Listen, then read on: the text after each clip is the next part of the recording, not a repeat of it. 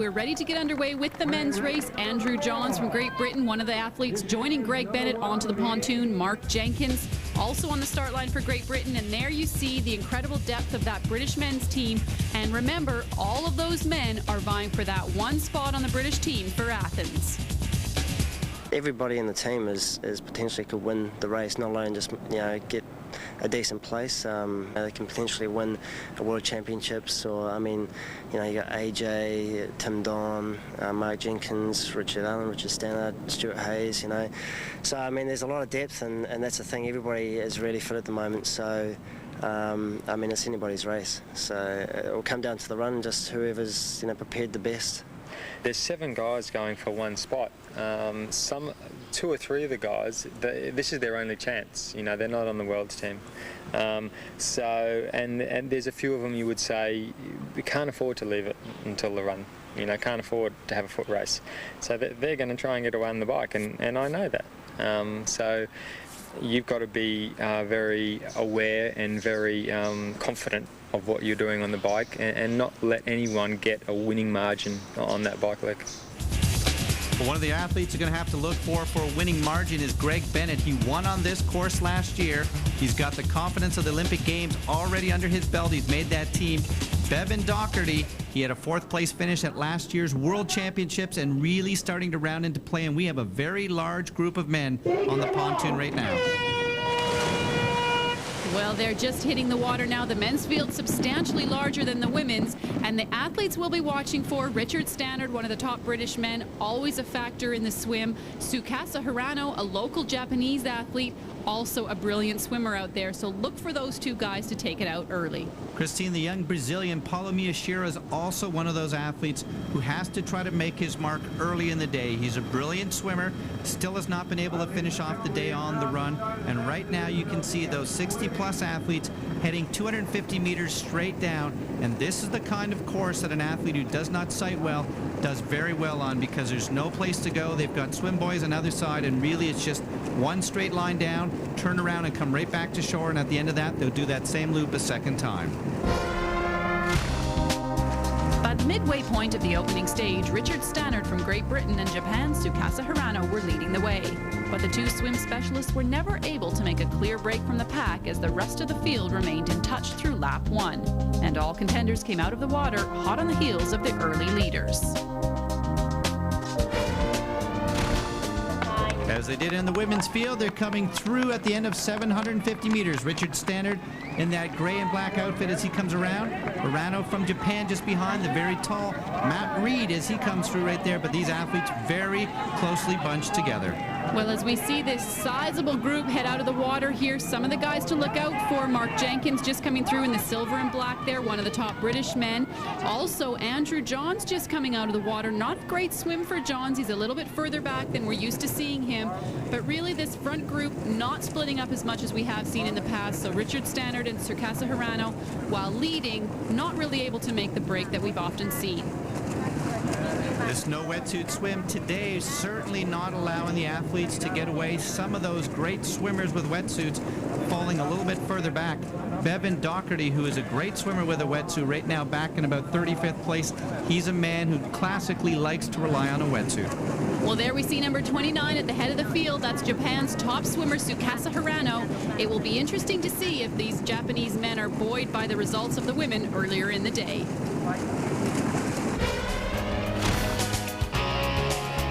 On lap 2, Japan's own Tsukasa Hirano was the man in the lead, but his time in front was numbered, as he was never able to shake the tenacious pack of followers hot on his heels. And so it was Hirano and Stannard who led the field into transition, but by the narrowest of margins.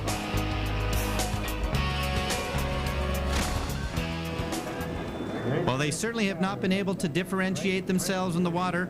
Hirano from Japan will be first out of the water, and Richard Stannard just on his side. Stannard, a 2-time World Aquathon swim run champion.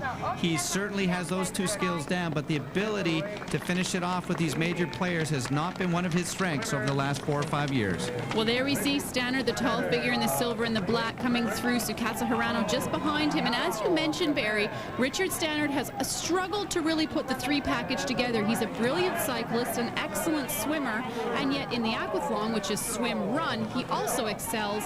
But you put the three together and he tends to struggle a little bit with that last discipline, the run. But so far in this race, having a great event. And here we see the rest of the field, though, very much in touch heading out onto the bike. Well, Shane Reed just putting on the helmet. Chris Hill just beside him.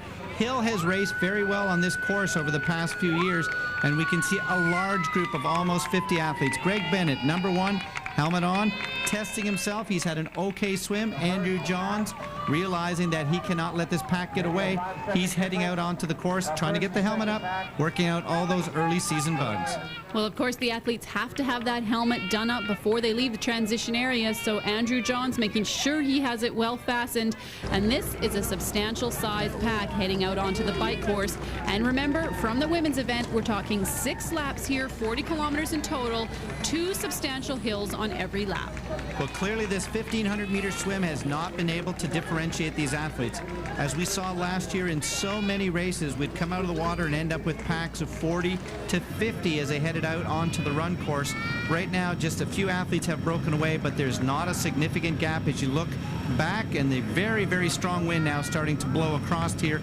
The athletes will come across the bridge down by about 800 meters and then turn and go back. Well, here we take a look at the leaderboard following the swim. Richard Stannard, Tsukasa Hirano, but you see there 1 second, 2 second difference. Really not much splitting this field up. A lot of talented swimmers in the field, and many of those swimmers are very strong runners. Nice to see a couple of Russian athletes making the trip over here. A few Spanish athletes as well. The Japanese men factoring in already. They feed. Right now in the lead as he looks over his shoulder, he's an outstandingly strong cyclist. Last year, however, Christine, we saw most of his victories coming from sitting back of the pack and waiting to the run, and then he would get his second, his third overall. Brilliant runner, and he saved his legs. Today, he now knows he's got his Olympic spot, and maybe he's just going to test himself by pushing early in this race. Well, just moving past Greg Bennett there, number 14, Daniil Sapunov. He's a member of the Kazakhstan team, racing with Dmitry Gag, who's also in this race. And here we look ahead, heading into lap 2 now. The athletes still retaining that big pack at the front of the field. So far, no one really prepared to make a huge break. One of the beautiful parts about this race is this very little island really supports this particular event. They come out year after year banging the drums, and they shut down the streets of their community. It is a world-class event, and right now you can see the athletes coming past the transition zone. They'll make a hard left and back up and over the bridge. Certainly some of the best fan support that the athletes will see all year. In fact, many of the local school children adopt a triathlete every year, and they come out with the signs and cheering them on. So the athletes certainly appreciate this race here in Ishigaki, and so far the men are certainly giving them a show. A huge pack just heading up the hill now. Mark Jenkins from Great Britain into the front of that field. Also moving through, number 7, Shane Reed from New Zealand, and Javier Lobey from Spain, and he is one of the most talented cyclists we see competing on the tour. There were no surprises through the opening 3 laps of the men's bike, with most of the athletes deciding to play it safe and sit in on one big pack.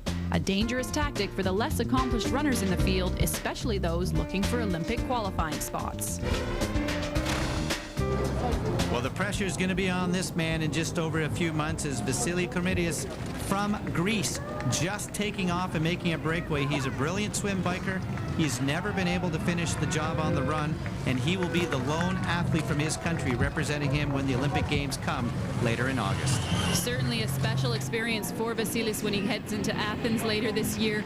Looking behind him there to see if anyone is prepared to go along with him. It looks as though Chris Gemmell from New Zealand might be into that group as well. A newcomer from France, Cyril Mazur, he's also heading into that chase pack there, about to catch on to Vasilis Kormidias. But these athletes in the larger chase group so far don't look as though they're prepared to go with them. Well, our pack of 3 now look like they're trying to make that committed getaway. And this, as we found in the past, 3, 4, or 5, looking at the women, people like Barb Lindquist, Sheila Taramina, if they could get 2, 3, or 4 to get away, they often stayed away. This is the kind of course with a few hills, some corners, that of these athletes, Chris Gemmell from New Zealand, pushing hard, and now he really has to try to make this season. Gemmell will be disappointed he did not make that Kiwi team. He knows that now he's going to have to make his season based on victories in World Cups because the Olympic Games will not be there for him. Well, certainly disappointment for Chris Gemmell, but he's making a break here at this race, making an attempt to get away with these two other athletes. And last year he did a very similar thing, I believe, with Bevan Doherty at the time. So Gemmell, a guy who's willing to take chances on the bike, and so far this trio looks to be successful at making a break.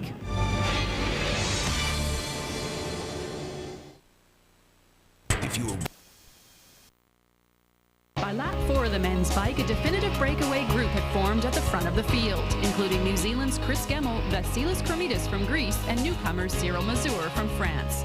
Behind them, the much larger chase pack continued to cycle along at a much slower pace. And we rejoin the action as our lead trio hits transition 2. We've got to give credit. This group of 3 have made their best to try to get away. Chris Gemmell forcing the pace. You can see right now, helmets off, athletes getting ready to head out. 4 laps, 2.5 kilometers each. The humidity's there, but there comes the chase pack, and there are some significant runners coming up less than 15 seconds behind. Well, as the young French athlete Mazur and Chris Gemmell head out onto that run course, here we see that very large chase pack coming into transition area. The athletes grabbing some water on their way out of transition. As you mentioned, Barry, very hot and humid here in Ishigaki, so they will need all the hydration they can get on this 10-kilometer run. It's certainly going to come down to the 10K run right now. You can see Chris Hill, the professor, coming through the screen. Bevan Doherty, water up and over his head. And just beside him, one of the fastest runners in the sport, Dimitri Gag, pushing through. Richard Standard is in there, and right there, Paul Amy going for that spot. Remember, Great Britain has 7 athletes in this field and only 1 spot to go to the Olympic Games. Well, also racing for Great Britain, Andrew Johns into that pack. Leandro Macedo just going through the screen. Another veteran athlete out there who runs very, very well in the heat and the humidity. And here we see already as we head up that first hill our 3 early leaders, soon to be caught by Bevan Doherty, who is now leading that large chase. Well, there's no question that lead group of 3 are going to be overtaken, and it's really painful to actually see how much harder that lead group are working on the run. They are not very quick when the leg turnover, very heavy on their feet. And right now, as the wind blows, you can see coming up the hill, Dimitri Gag, very compact and relaxed. Beside him, trying to push Bevan Doherty. Paul Amy realizing, and right there, Rito Hugh. I understand that Greg Bennett actually dropped back into the pack to try to pull Rito Hugh up, because Rito Hugh has to come top 8 today to have a chance to go to the Olympic Games for Switzerland. So we're actually seeing some support from athletes from different countries to actually help out their training mates. That's the kind of sport we're dealing with. These athletes have become friends all around the world. Well, looking there, our second page, the top 12 men after the bike. Not a lot splitting up that field. You see there, 20 seconds, the maximum differential to the leaders. And here, Bevan Doherty, one of the athletes we saw into that chase pack, now moving ahead. Dimitri Gag right in there as well. He's a brilliant runner, the world champion back in '99. And Courtney Atkinson, he is the alternate for the men's Australian Olympic team, an athlete that races very well domestically in Australia and has had some success in the international stage. In fact, he won this race in Ishigaki just a few years ago. Yeah, the Australians race very, very well on this course. They're not that far away. They're coming off of their very warm season, and so when this season begins early in April, they always have fantastic performances. Chris Hill coming through, Tim Don just beside him, the past world duathlon champion, and Conrad Stoltz from the Republic of South Africa coming through right there. Stoltz has used up his best leg of the event, the bike, and now he's going to have to push hard out on the run course.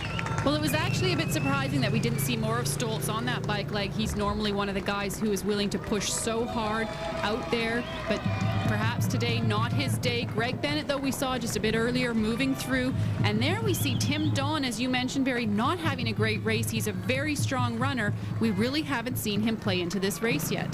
One of the interesting things about this course, all the downhill eccentric running, really tough on the quads and the calves, and by the time the athletes get out there in the 3rd and the 4th lap, they start to suffer. We saw Michelle Dillon look like she had the race put away and was very, very late in the race that she lost it eventually. So you're going to have to take a look at these athletes. They're going to have to work hard each lap, but make sure they don't overextend themselves, because the heat and humidity is extreme. One of the top runners in the field, Andrew Johns, wearing number 3 today. He's well positioned heading out onto the run. 2 victories to his name last year, and right behind him, Paul Amy. Both of those men looking for that British Olympic team spot here in Ishigaki. You know, I've had my best ever winter preparation, it's always a bit interesting the first couple of races because you're finding your feet. You know, there's nothing like you can train the house down, yet it might not necessarily transform into a race performance straight away.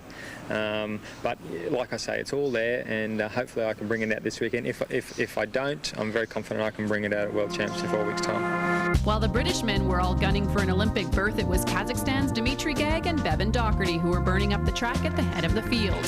While behind them, a triumvirate of top runners including Johns, Bennett and Paul Amy were all battling for a position on the podium. Bevan Doherty, the pride of Auckland, New Zealand, relaxing his arms. You can see just behind him Dmitry Gag trying to force the pace. He doesn't want to let the Kiwi make that breakaway right now. Dmitry Gag, a man who won the World Championships in 1999 in Montreal, really did not have a long time to savor that because the World Championships were back in Perth just 5 months later, and he really has not had a dominant last 3 or 4 years. So it's great to see him early in this next Olympic quadrant having an outstanding run right now, and these two athletes have clearly broken away from the rest of the field.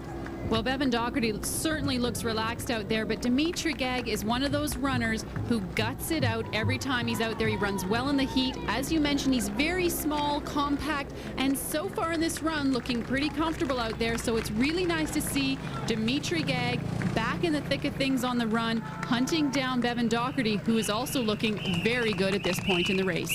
Well, right there, Bevan Doherty running into the shadows. The heat of the day is starting to dissipate, but the real battle heating up right now. On the left, Andrew Johns. On the right, Paul Amy. One spot, two men from Great Britain, realizing that only one of them are going to secure that spot. But running comfortably and confidently. Right there you can see he's pushing on Doherty, realizing that he may have his first ever victory locked up. The Kiwi, knowing that he's already got a spot for the Olympic Games, now can just push himself through as the men now start going over the last 2 kilometers. By the midway point in the run, it was becoming obvious that Bevan Doherty's day in the sun may finally be upon him as the young Kiwi pulled away from a battling Dmitry Gag, eventually opening up a sizable gap and allowing himself a comfortable run into the finish to grab that elusive top podium position. Well, the Kiwi, Bevan Doherty, is going to break that string of silver medals. He has 7 podiums to his credit, 3 silvers last year. 21st he was as a junior, so he did not have a brilliant start to his career, but the first ever victory for Bevan Doherty from New Zealand, crossing the line today, 1 hour 48:33. What an absolutely brilliant, and the man who's back today after almost 4-year absence from being up there. This will be his 11th podium in his bright career. Dmitry Gag from Kazakhstan, realizing that he's moving into the right direction leading into the Olympic Games. 1 hour 48:51, just 19 seconds back. Well, Dmitry Gag has certainly had an exciting career, but as you mentioned, it hasn't been stellar of late. Another comeback for Dmitry, but here, the story of the day for the British men, Paul Amy, another athlete with a comeback, 3rd today, and he clinches the first British men's team spot for the Olympic Games in Athens. He will be absolutely ecstatic with that. And the battle here, AJ realizing that his spot today is not going to be for the Olympics, outrunning Greg Bennett. That might be something we're going to see in Athens. Bennett, AJ, 2 of the most experienced men in the field, finishing 4th and 5th here today in Ishigaki.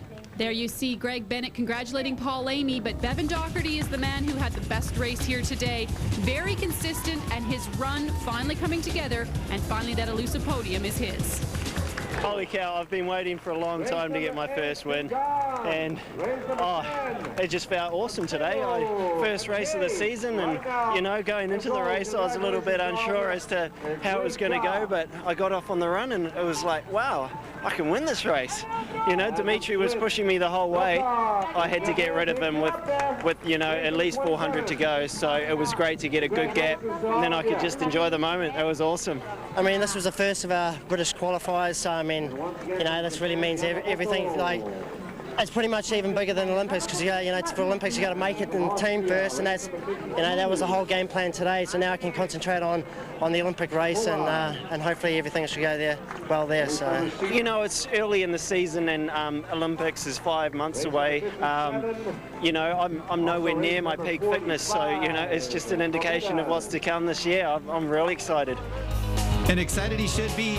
Many of these athletes going to be heading off to Athens. Doherty, he's got the spot on top of the podium today. Paul Amy stealing the spot for the Olympic Games. And Andrew Johns, he's going to be frustrated. He's got to go and do it later on. Taking a look down, Rito Hugh, the Olympian from Switzerland. Tim Don, he missed out. Leandro Macedo, the old man of the sport, he had another brilliant run here today. 4 British men into the top 10, so a great race for Britain, but only 2 of them qualifying for the Olympic Games here. Michelle Dillon for the women and Paul Amy for the men.